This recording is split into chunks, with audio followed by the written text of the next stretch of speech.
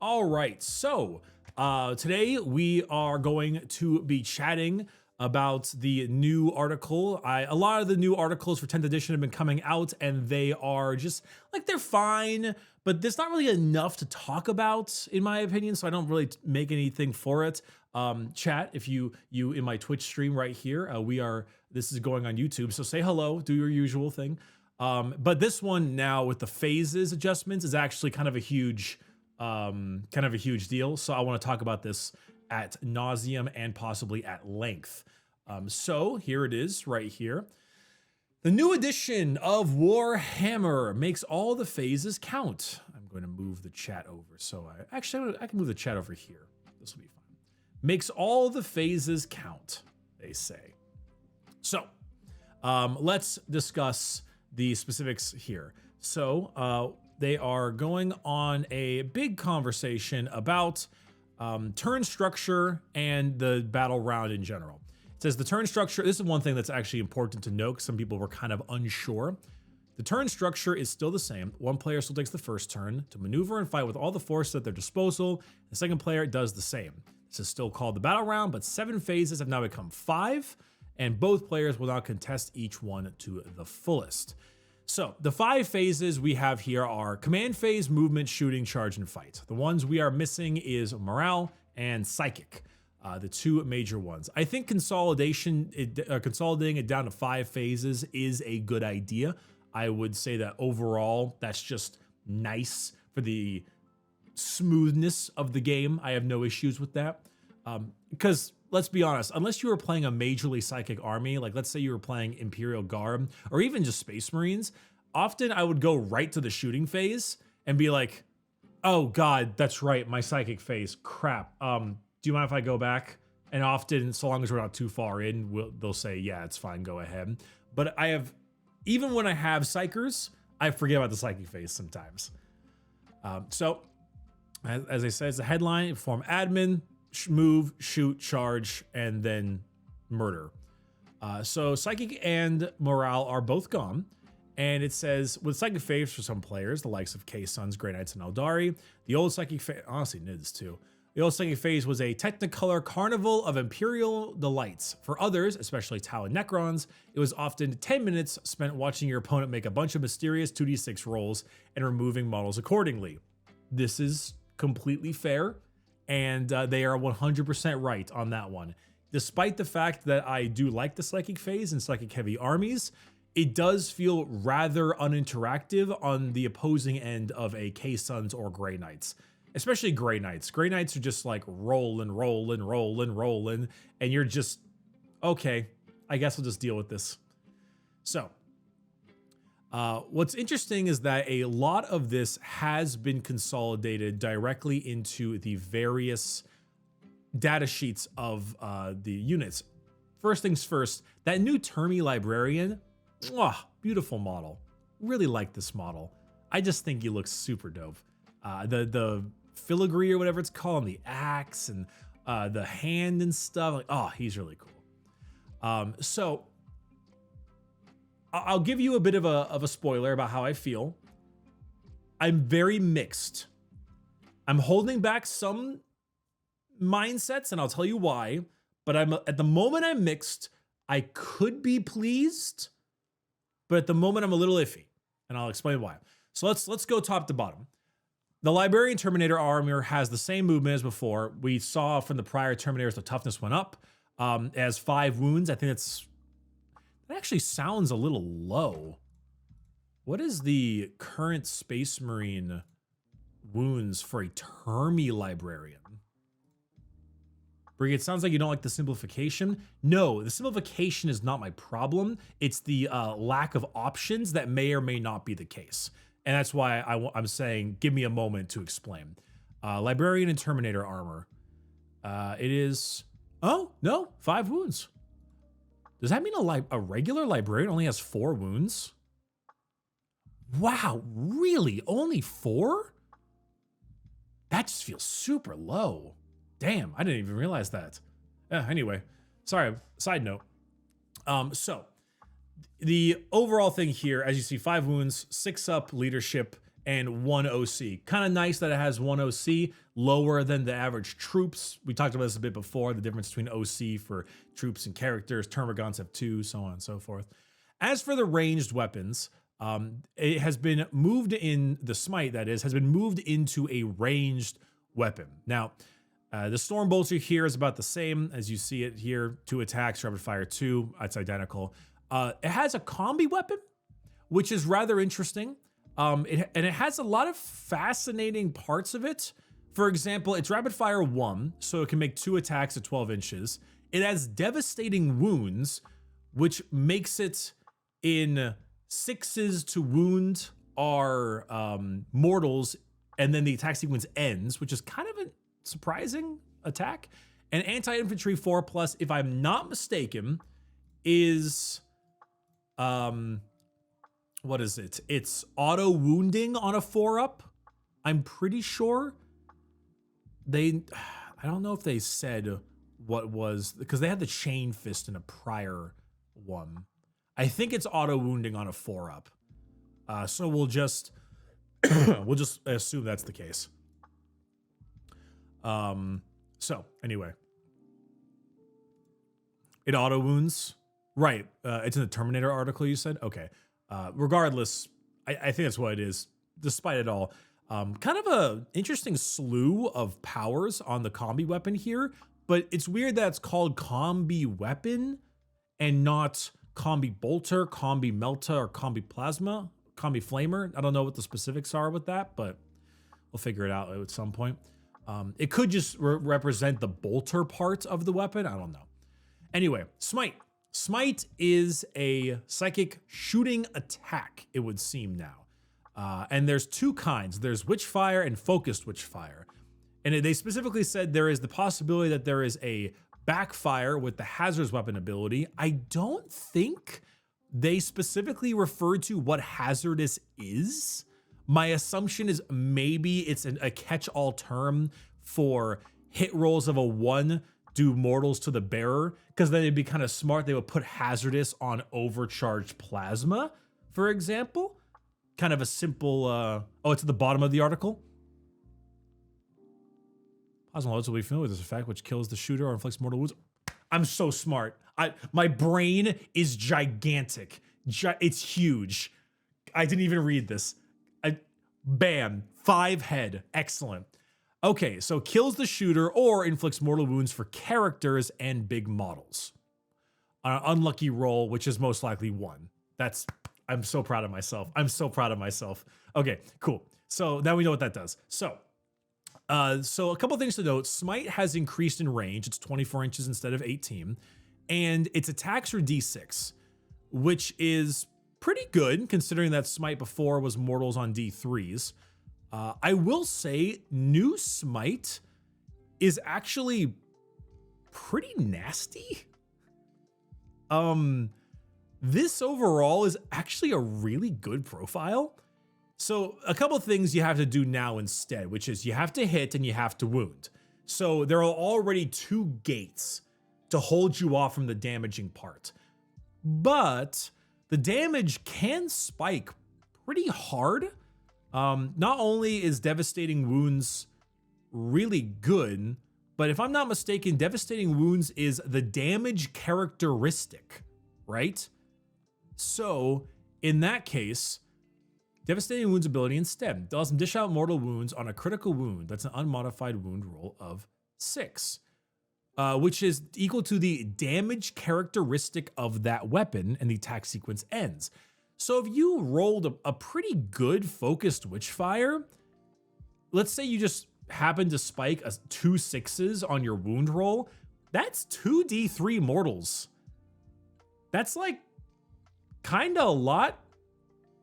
Like that has the prospect to be pretty high. And then, I mean, of course, it gets rid of the actual damage. It's instead of, which is nice. But even so, with this metric, actually, with this metric, that's pretty spooky. I would say that you would probably be doing the focus Witchfire almost every single time because the extra strength, extra AP is really good. And the fact that you can possibly spike some D3 is pretty nasty. Like, this right here is a shockingly good Smite. I feel like it's really good, and I don't know if the risk is actually that high. I'm curious about how good can you get reroll ones, you know? Because reroll ones can be, they said that are gonna lower the amount of rerolls you get, but reroll ones are a pretty simple thing to give. So I'm not sure. This certainly makes Smite a lot more powerful than before, I would argue, except against things like vehicles. Though, of course, you can take an armor save against them, which is nice, but should also note that you can't take an armor save if they roll a 6. Of course, Smite for this Librarian will most likely be a different Smite for other kinds of Librarians. A Grey Knight Strike Squad probably won't have the same kind of Smite as before, but we'll see. Because at the moment, this is actually a pretty nasty Smite. This hits pretty well. Not to mention they still have like a Stormbolter and this combi weapon thing. So it's kind of neato. As for melee weapons, they have 4 attacks at 6/1d3, and it has the little parentheses psychic there, which comes into the part here with their abilities. So as we know now, characters are attached to squads. You know, like they are just put into squads. And by doing so, it gives them 2 abilities. One is a 4-up feel no pain against psychic attacks, which normally I would read that like, holy shit, that's nasty, but it's not an aura. It's not like army-wide 5-up feel no pain against psychic. It is my squad gets a 4-up feel no pain against psychic powers, or psychic attacks in general, which if we're saying it here, psychic attacks are the force weapon and the smite. These 2 have the keyword psychic, so they would probably be a psychic attack. Also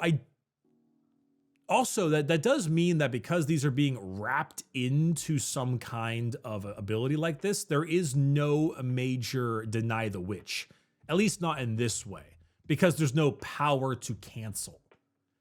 So if you want to harm or shield yourself from the powers of the Imperium, you have to either A, give them something like the Psychic Hood, or B, do what you would normally do here, which is just get better armor saves. Secondly, they also get Veil of Time, which allows them to have sustained hits 1, which if I am not mistaken, it is a exploding 6s. Yep, exploding 6s. Which if, it says, while this model is leading a unit, weapons equipped by models in that unit okay, I'm curious about this specific statement, which is weapons equipped by models in that unit. Does that include himself? Because if he includes himself, then that means he's getting exploding 6s on his smite, which can be pretty spooky. Also, because he would be a model in that unit, but is he a model in that unit or is he leading the unit? While this model is leading a unit, I can't tell if there's a difference there. Perhaps they mentioned something like that in a prior article that I just don't quite remember. I don't know if there's a distinction there, maybe. But as far as we're considering, wait, Bricky's smite is not a weapon, maybe? No, it would be ranged weapons, smite. Which also makes another point. Weapons would also include melee weapons. I think smite is detailed as a witchfire, not a weapon. I don't know, because Stormbolter doesn't say weapon in it. It just says Stormbolter, as opposed to combi weapon. I don't know, it depends. Point being, this appears to be exploding 6s for shooting and melee, and might affect his smite. We don't know. Point being, that's pretty cool. That's a serious buff. That is a nasty suite of upgrades, which I think is okay because it goes to just 1 unit. And, you know, all right, fine by me. All right, so moving on a little bit from there, because there's a lot going on here. Let's look at this Weirdboy. So the Weirdboy has the Ed Banger, which is hilarious. It is a 24-inch one-shot, 4 to hit, 631. I should note that they have 6-inch move. They're still T5. They still have their... Actually, a 5-up save is better than orcs normally get. It's a slightly better than a t-shirt save. A 7-up leadership, which is probably 1 higher than orcs probably would have, which is an 8, 4 wounds, etc. So this has precision. We don't quite know what precision does yet. My assumption is that it'll allow you to pick the dead model and or shoot the character out of the squad. I think that's a pretty good explanation for what precision is. I would assume. A couple things I would like to note here. A few things first. First things first, he has Deadly Demise D3. So, and this Psyker doesn't. So when the Librarian dies, he's fine. This weird boy will explode. This weird boy explodes like a vehicle, which is fucking hilarious. I love that. Secondly, his weird boy staff hits pretty chunky at 8 -1 D3. But right here, while this model is leading a unit, add 1 to the strength and damage characteristics of that model's Edbanga weapon for every 5 models in the unit, rounding down. But while this unit contains 10 or more models, that weapon has the hazardous ability.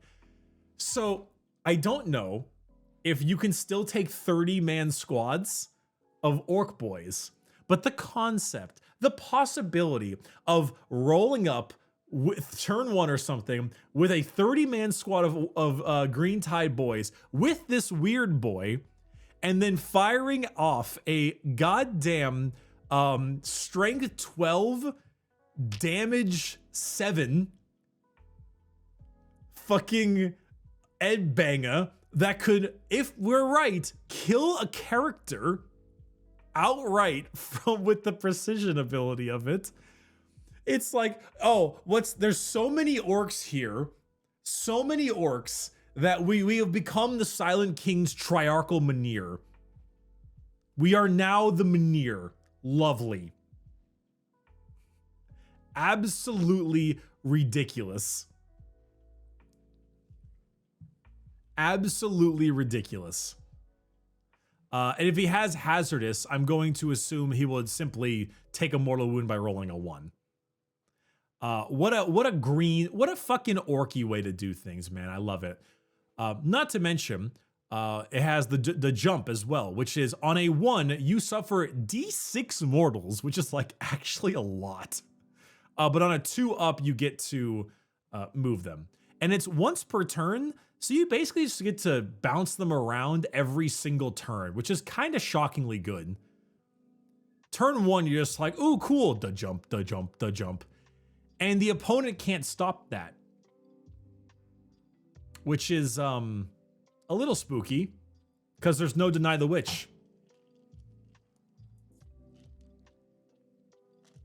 So a little frightened by that, but yeah.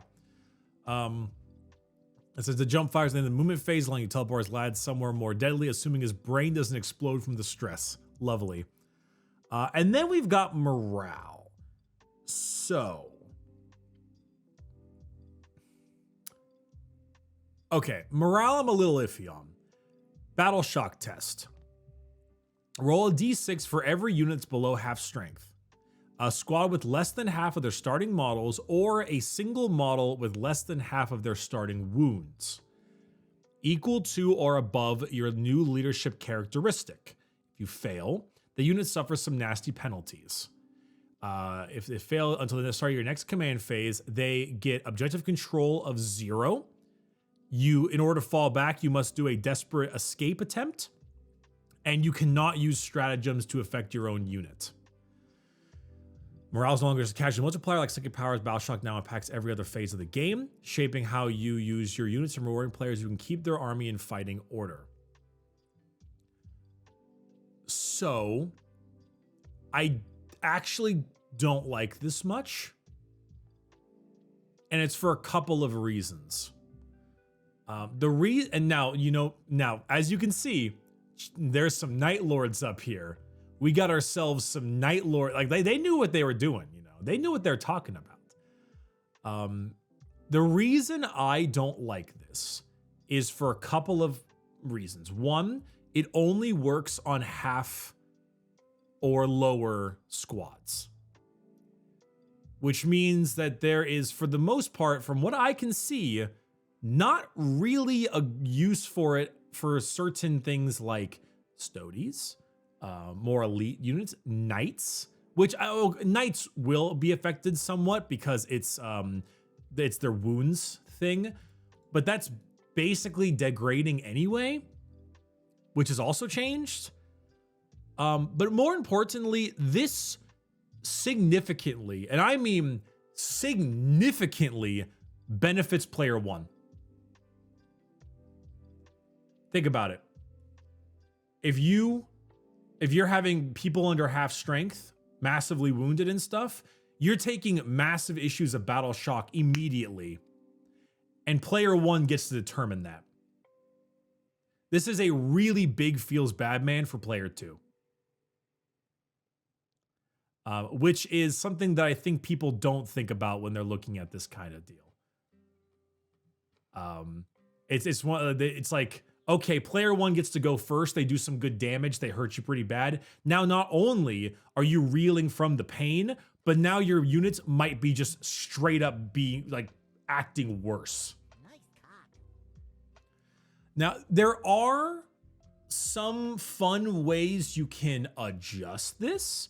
For example, Night Lords, you know, -2 to the leadership characteristic of people. That's good. It makes the role more important. They have to get a 5 or plus. It would be +2 actually, wouldn't it?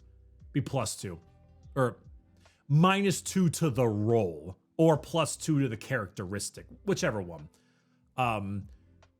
To make it harder for that to happen. That's great. You could have a Night Lords thing, which is when your opponent fails battle shock, subtract 1 from their hit rolls.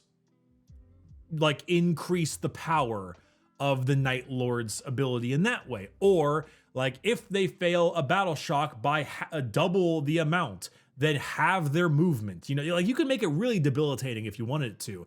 And it gives them a reason to do that. Problem is that it heavily incentivizes first turn. And it also might just not be that fancy for a lot of armies, like that are especially more elite armies. And it's only if they're below half strength. Not even just half strength, below half strength. So if you had a 10-man unit, you would only be taking battle shock if you were at 4 or lower. And even then, I mean, things don't just survive anymore in 40K, right? They just die. And like, I don't know. It just feels a little, I need to see it in action. I really need to see it in action. And that's my biggest problem, is that turn one, and also I just don't know if it'll really do enough. I don't know. We'll see how it turns out. It's more, if anything, a major debilitating thing for horde armies more than elite armies, which, I mean, at that point, I guess that's fine. Elite armies should be not as, whatever you want to call it, susceptible to battle shock, but it will still make certain things annoying. I mean, maybe you can make people take battle shock even if they haven't lost units. That could be a thing.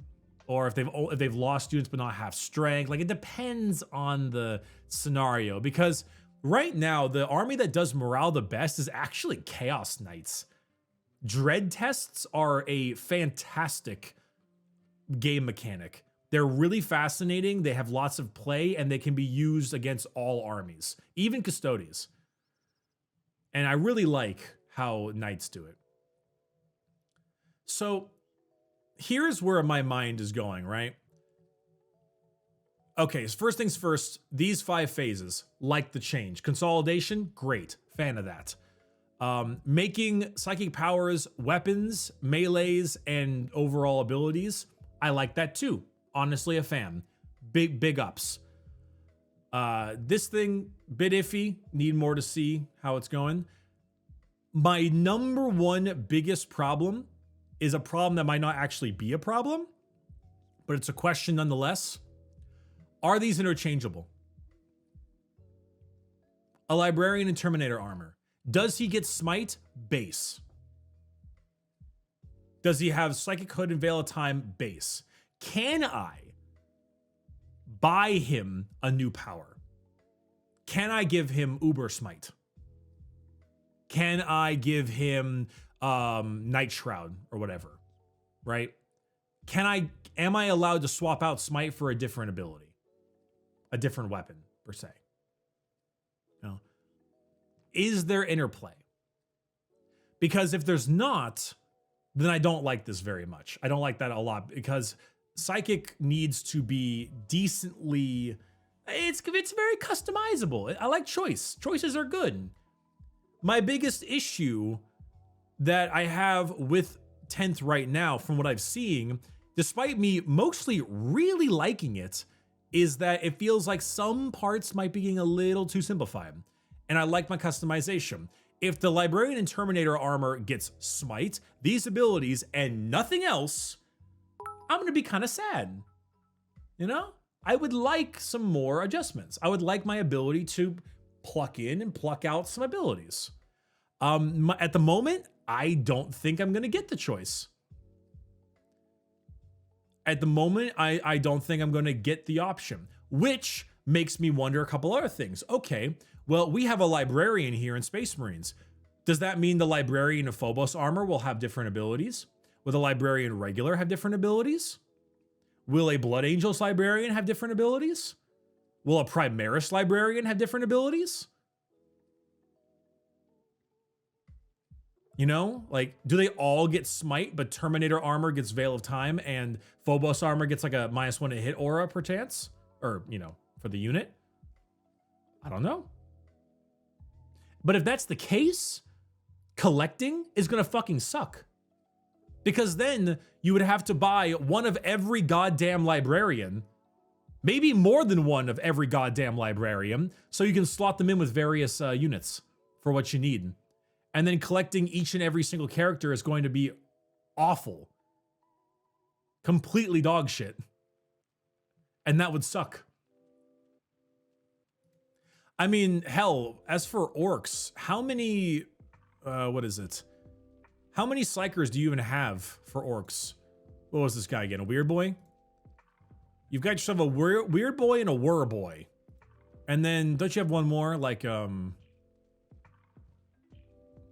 mean, what is a weird boy, whir boy, and well, kill rigs, I guess, but that's like a whir boy on a kill rig.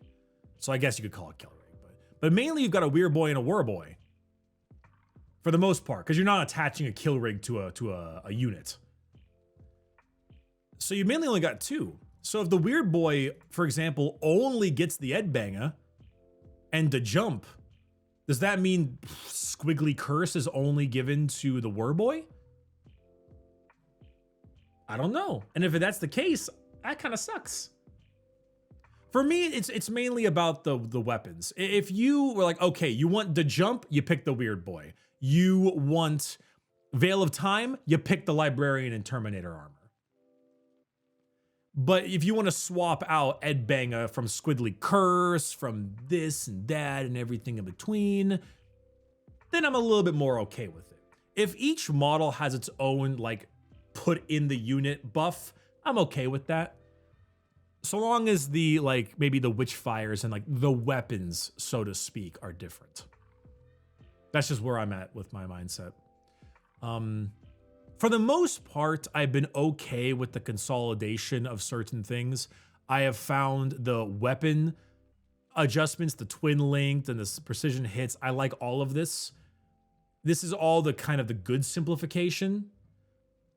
I'm a little iffy on this part. This I'm cool with. The Psychic Hood, the Veil of Time, I like that. The ranged weapons, the Smite, and only it being that, I don't know. So we'll have to see. I'm a little iffy, but we'll have to see. Obviously, I don't want to jump the gun. That's why I'm not saying that I outright dislike something. Battle Shock has me worried but I won't ever say that anything is bad or anything is a mistake without seeing the full edition, because I'm not a jump the gun kind of guy. Anywho, hopefully, hopefully it works out. Hopefully characters like Night Lords will have a pretty good adjustment to that kind of stuff. I do enjoy the fact that Command Phase has a good, like a better use for psychic powers and the like. Also, one more thing I really enjoy, how super often your abilities, like let's say Night Shroud and other psychic defensive abilities don't go off until your turn, so the first turn player gets even more advantages. I feel like putting the characters in the unit will actually help them a lot with that. No need to worry about the cast, because the effect you get is in the unit. I don't know, we'll see. I mean, I feel like, for the most part, strike squads and stuff will just be like, here's 5 Stormbolters and a Smite, and then that's just really good damage. We'll see. Anyway, that's that. Curiosity. My curiosity piqued, indeed.